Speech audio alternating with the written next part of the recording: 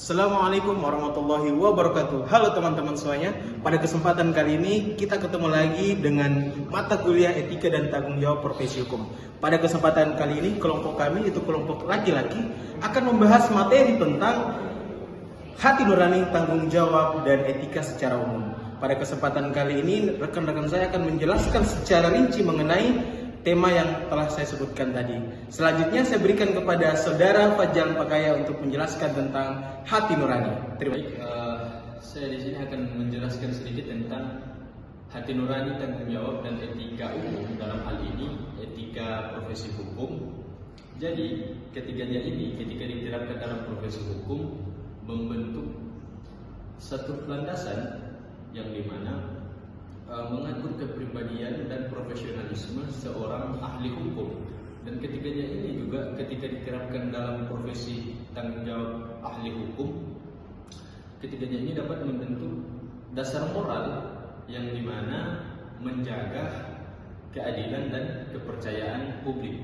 Tetapi terkait hati nurani ini bukan hanya dari satu pihak atau dari hati nuraninya saja, tetapi harus berlandaskan ilmu hukum yang diterapkan dalam profesi ahli hukum tersebut.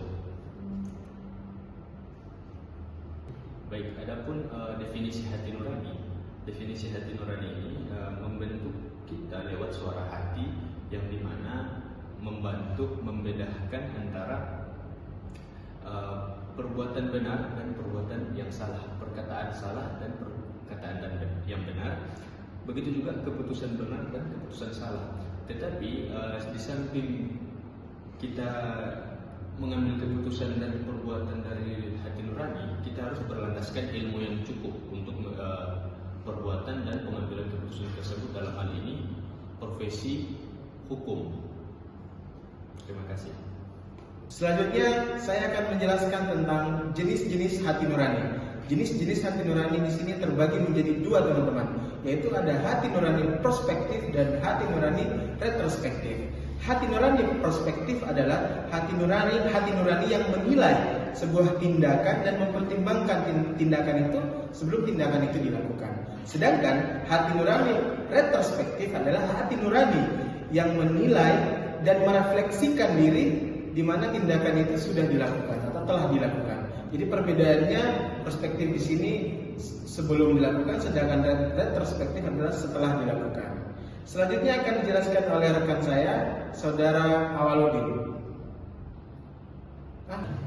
Contoh perspektif hati nurani adalah seorang advokat ketika memutuskan suatu perkara, memikirkan dan menilai keputusan yang akan diambil dengan mempertimbangkan aspek moralitas, keadilan, dan dampak kemanusiaan sebelum menjalankan tugasnya.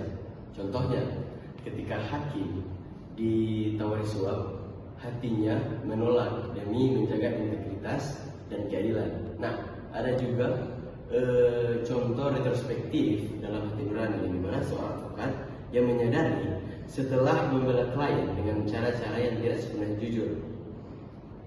Nah, atau beretika akan merasa bersalah dan bertanggung jawab secara moral terhadap perbuatannya tersebut. Mungkin itu. Terima kasih. Assalamualaikum warahmatullahi wabarakatuh.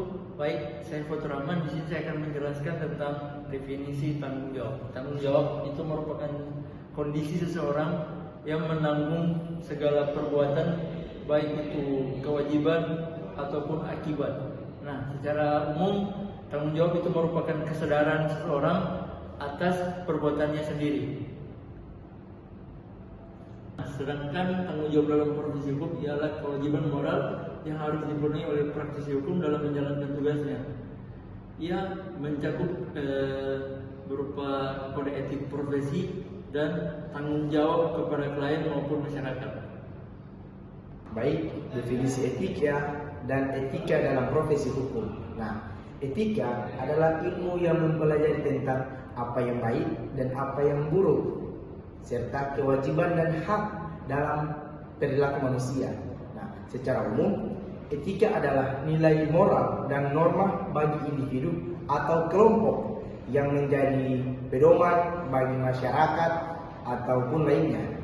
Dan etika ini dia menjadi landasan moral untuk konteks sosial maupun moral. Ya. Etika dalam profesi hukum ini adalah seperangkat prinsip dan moral dalam profesi hukum yang menjalankan tugasnya. Nah, etika ini menuntut integritas, keadilan, dan profesionalisme dalam praktisi hukum agar supaya sistem hukum terhadap masyarakat itu dapat terjaga. Nah, dan etika ini adalah landasan moral bagi para praktisi hukum, jaksa, advokat, dan hakim. Nah, dalam menjalankan tugasnya secara adil dan tanggung jawab. Baik.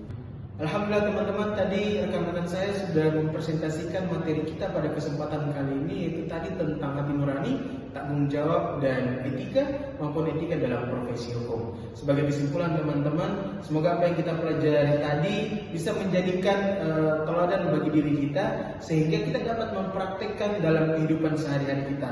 Terkhusus kami sebagai mahasiswa yang mempelajari tentang hukum, maka materi tadi itu sangat penting bagi kami untuk bisa diaplikasikan dalam kehidupan kita. Mungkin itu kesimpulan singkat dari saya teman-teman. Semoga teman-teman sekalian juga bisa mendapatkan pembelajaran, mendapatkan wawasan baru tentang materi kita pada kesempatan kali ini. Saya perwakilan dari kelompok laki-laki mengucapkan terima kasih banyak atas kesempatan teman-teman untuk melihat video ini. Semoga kita bisa bertemu lagi di pertemuan selanjutnya dengan materi yang lebih menarik. Kami dari kelompok laki-laki izin pamit dan undur diri. Assalamualaikum warahmatullahi wabarakatuh.